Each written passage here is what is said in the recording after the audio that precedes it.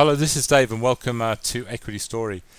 Just having a look at the ASX 200. As you can see, we have broken the trend. We had, I think, a pretty strong day today, seeing obviously all these issues with Clinton and her emails is obviously going to cause a lot of uncertainty in the market. And I think enjoy today because possibly this week we could be going down, at least maybe testing 5,200 or even lower, that 5,151. I do feel the markets have been looking for a bit of a sell-off, and unless Clinton comes out pretty quickly with some decent explanations for all these emails, I think the uncertainty in the market is going to be pretty detrimental. However, we had a good day, so let's obviously enjoy that, and as a result, some of the sort of equally a little bit of a better sentiment in the market that we had earlier, it did help sort of push some of the trending stocks up, and it's again good to see ORE having a good move today. We did speak about this, how we felt it was really undervalued on Friday, and luckily for us, Macquarie Bank and Deutsche Bank came out today with exactly the same opinion as Equity Story, whacked some big buys on it, and bang, up she goes. The shorters got squeezed and she was up 20%. I think when you get this sort of price movement, good momentum now behind the stock, everyone realizes this was what we're saying here, sort of basically dirt cheap. Macquarie Bank obviously agree with Equity Story. What we're saying, that this lift in price will be stronger for longer. The numbers that they're making, Orocobre, are starting to look very, very exciting, and it's got some momentum. So hopefully it won't be long before we get that sort of target price around 450, and to have at the moment, I think the trending stocks have been struggling just because of the environment that we're in at the moment. To get some going up and making some money will be good. Again, Evolution, the gold stocks have had a good, decent move today. Obviously, gold will do well when you've got a bit of uncertainty, and obviously these Clinton emails are sort of giving gold a little bit of a boost up. And I think basically as this week goes on, gold could potentially get stronger.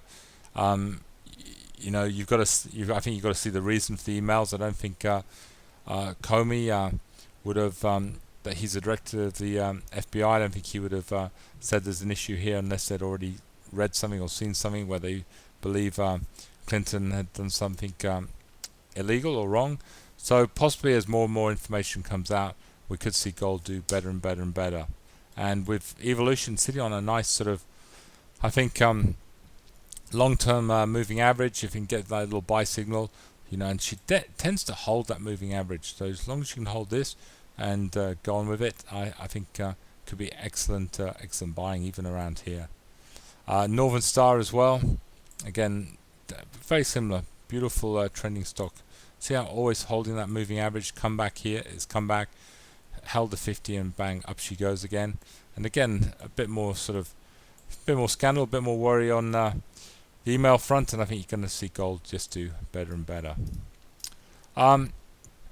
Just very quickly now, I want to talk about one stock, MIGMI, but just before I do that, I just want to have a look at how we did on the weekly buy and sell signals.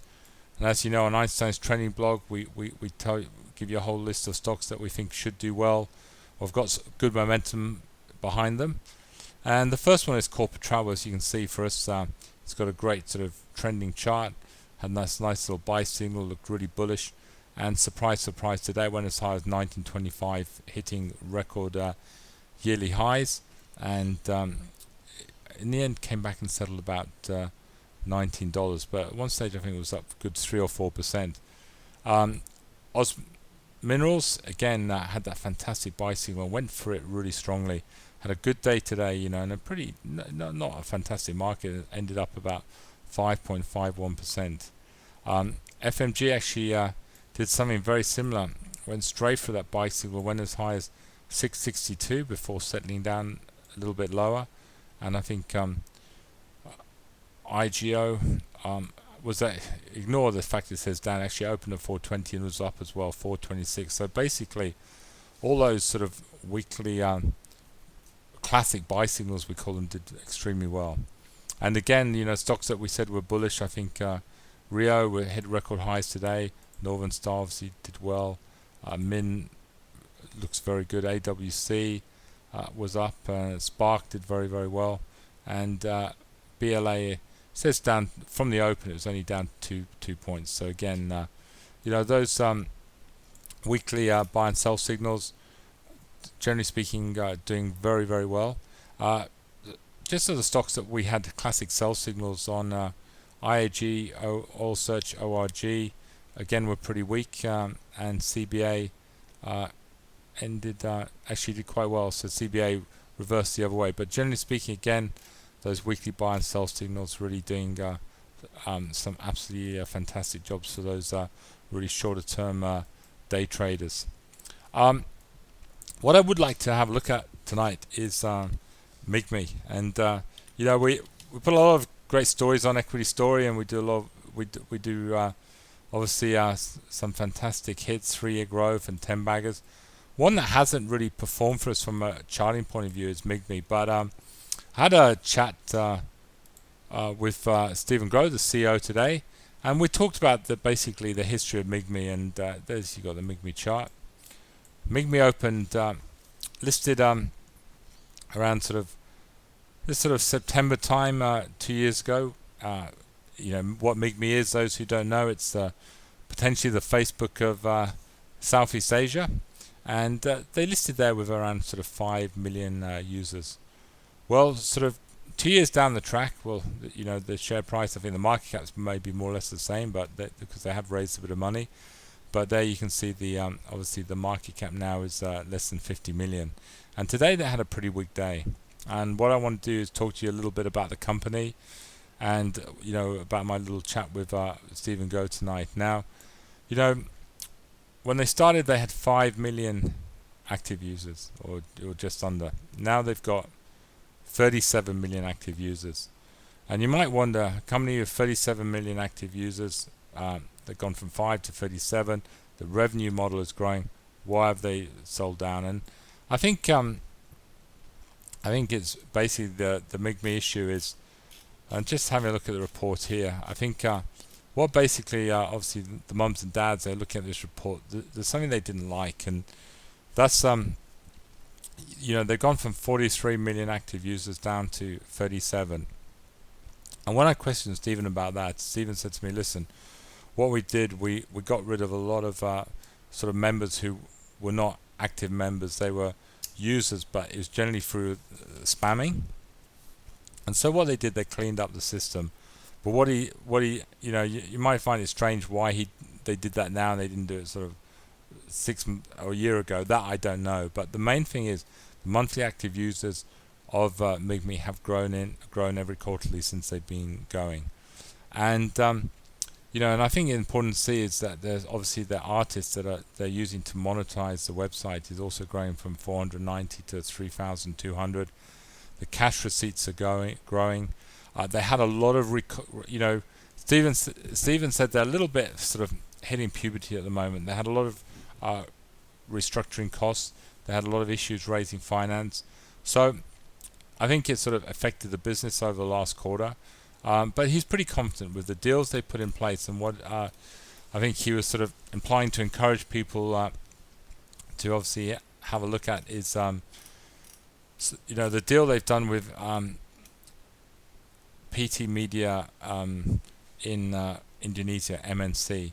Now MNC, and you can read about it, have over 135 million daily active users, and they're starting to do testings and basically putting MIGME on the phones, but they do feel very, very, very confident that through the deals with companies like MNN and other major deals that they've done with other sort of big internet business around Asia, that MIGME user base, and not just user base, real active users that are going to be using the website, is going to grow exponentially over next year. And if you look at their sort of cash receipts around sort of 7.5 million against 7,621,000. They do believe, as you can read in the report, obviously the costs are going to be going down, and I think they're confident to get those costs around sort of somewhere around 3.5 million to 4 million per quarter. And obviously, if they can do that, and I think they're going to have a strong growth in their user base. So potentially next year, if they can get anywhere near sort of 70 million active users, which I think is certainly possible with the sort of deals they're putting together, um, they could be actually sort of by the end of next year making some decent money. I think it's just they've got a lot of teething. It's times in businesses where they go through sort of growth phases, and they've got to raise money. And I don't think the market's been particularly the market here. I think it's failed to completely understand MIGME, so they haven't been able to run on a very high market cap to raise money easily. But they've got some great partners. They've got some which they sort of brought on board over the last 2 years. And I think the sell-off today was I don't know. I'm not saying.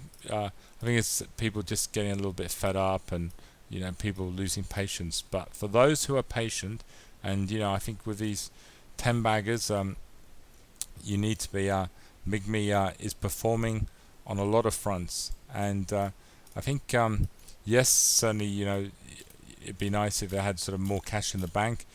But we're personally sort of supporters of the business model, and we're supporters of the company. And as long as they keep growing their revenue and they keep growing their monthly active users every quarter, we've certainly got obviously we're happy to keep talking about the story and encouraging people to take a really good look at it. Anyway, that's all I've got to talk about tonight. Equity Story. We're going to have I think an interesting week ahead, and it's going to be interesting to see how these gold stocks go with obviously all the negativity with the Clinton campaign. Anyway, thank you for listening to Equity Story, and good night.